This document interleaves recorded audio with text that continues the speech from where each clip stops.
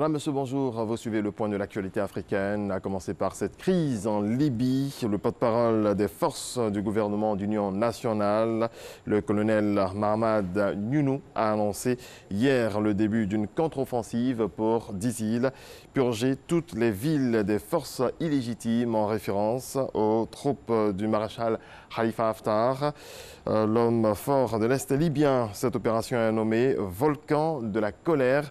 Dans le même temps, l'armée américaine a annoncé le retrait provisoire de militaires stationnés en Libye.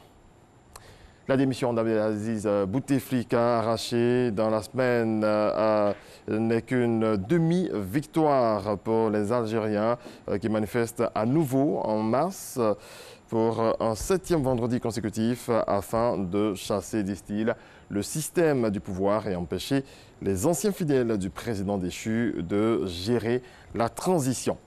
7 avril 1994, 7 avril 2019, voilà 25 ans qu'a eu lieu le génocide contre les Tutsis au Rwanda. Le pays et ses dirigeants tentent depuis de panser leurs plaies dans la dignité à travers le travail communautaire. C'est une tradition qui a pour but de favoriser la réconciliation nationale.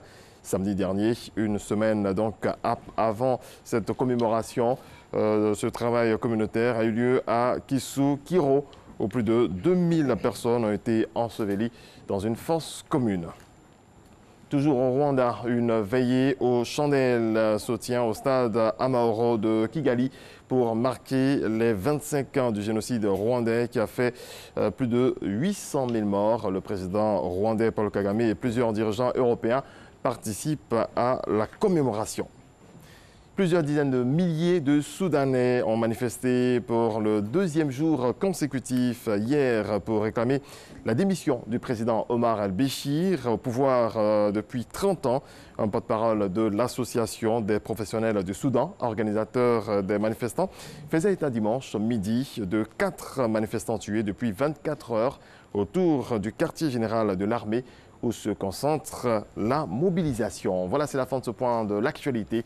Merci à toutes et à tous de votre attention. On se retrouve tout à l'heure à 7 h pour le développement de l'actualité internationale.